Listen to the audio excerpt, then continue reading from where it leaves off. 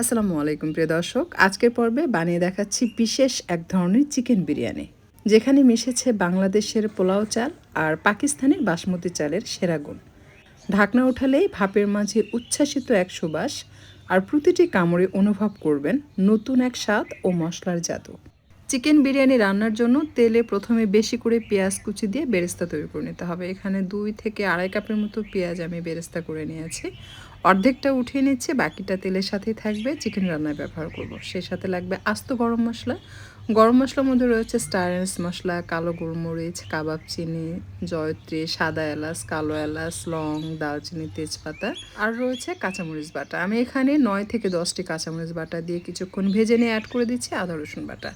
আদা রসুন বাটা আমি এখানে 2.5 টেবিল চামচ ব্যবহার করেছি। যদি পানি দিয়ে বেটে নেন সেক্ষেত্রে কিন্তু আপনাকে 3 টেবিল চামচ ইউজ করতে হবে। পানি ছাড়া বাটলে 2.5 টেবিল চামচ দিবেন, অর্থাৎ 2 টেবিল চামচ আর হাফ টেবিল চামচ দিয়ে দিচ্ছে। 1 চা চামচ মরিচের গুঁড়ো, এরপর মিশিয়ে নিচ্ছে। খুব ভালোভাবে মিশানো হয়ে গেলে অ্যাড করে দিতে হবে মুরগির মাংস।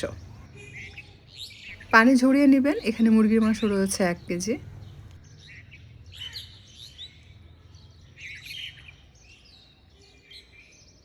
এই পর্যায়ে স্বাদ মতো লবণ দিয়ে দিচ্ছি, আর কালারের জন্য ব্যবহার করছি জর্দার কালার। এই জর্দার কালারের জন্য কিন্তু ফ্লেভারটাও খুব ভালো আসে, একদম ফ্লেভারফুল হবে চিকেন বিরিয়ানি।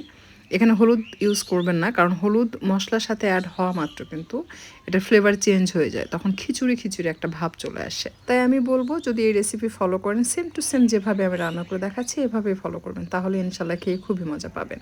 আমি 2 চা চামচ জিরার গুঁড়ো, 1 টেবিল চামচ ধনিয়ার গুঁড়ো এবং 1 চা চামচ সাদা গোলমরিচের গুঁড়ো দিয়েছে। দিয়ে এখন এটাকে মিশিয়ে নিচ্ছে। খুব ভালোভাবে মিক্স করা হয়ে গেলে অ্যাড করতে হবে টক দই। হাফ কাপের একটু বেশি, অর্থাৎ 3/4 কাপ টক দই দিয়ে এটাকে মিশিয়ে নিতে হবে। যে সময় টক দই দিবেন চুলাটা বন্ধ করে মিক্স করে নেবেন।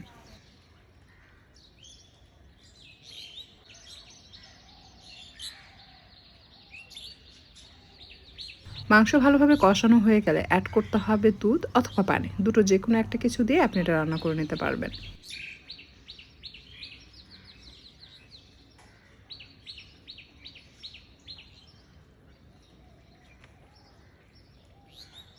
এই পর্যায়ে দিয়ে দিতে হবে টমেটো সস অথবা টমেটো কেচাপ 2 টেবিল চামচের মতো। সেই সাথে দিয়ে দিচ্ছি গুঁড়া দুধ, আর দিয়ে দিচ্ছি ঘি। খাঁটি গাওয়া ঘি দেওয়ার চেষ্টা করবেন, এতে করে ফ্লেভার ভালো আসে। আর 1 চা চামচ কেওড়া জল দিয়ে সব কিছু খুব ভালোভাবে মিশিয়ে আমি ঢাকনা দিয়ে ঢেকে মাঝারি তাপে এটাকে রান্না করব। ততক্ষণ পর্যন্ত রান্না করব যতক্ষণ পর্যন্ত মাংস সেদ্ধ হয়ে ভুনা ভুনা হয়ে না আসবে।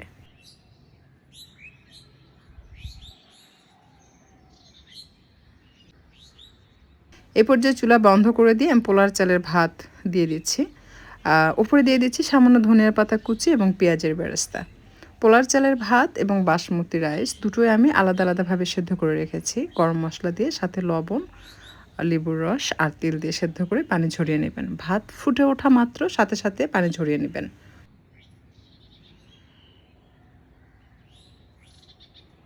আমি অর্ধেকটা পোলার চালের ভাত দিয়েছি এবং অর্ধেকটা বাসমতি রাইস দিয়েছি। পোলার চালের যে সুঘ্রাণ আর বাসমতি রাইসের যে ঘ্রাণ, দুটো মিলিয়ে এটা পুরোই ফ্লেভারফুল হয়।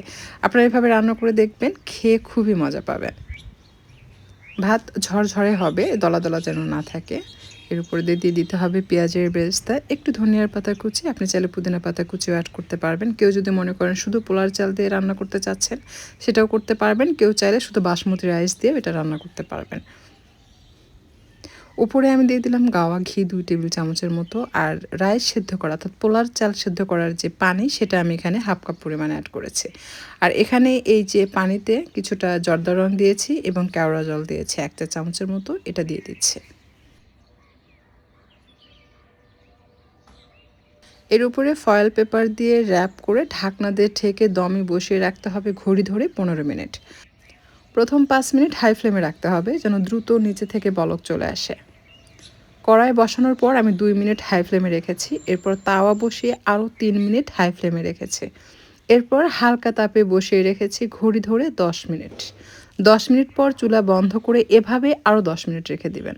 তারপর ঢাকনা খুলবেন, দেখবেন এরকম ভাপ উঠবে আর এত সুন্দর অ্যারোমা পাবেন, এতে বুঝতেই পারবেন যেটা যে কতটা ফ্লেভারফুল আর কতটা মজাদার। সো আমি আপনাদেরকে একটু উঠিয়ে দেখাই, একদম লেগেও যাবে না, পুড়েও যাবে না, কোনো কিছুই হবে না, একদম পারফেক্ট। আমি যে টাইমটা বলেছি যেভাবে ওইভাবে যদি আপনি মেনটেন করেন একদম পুড়বে না।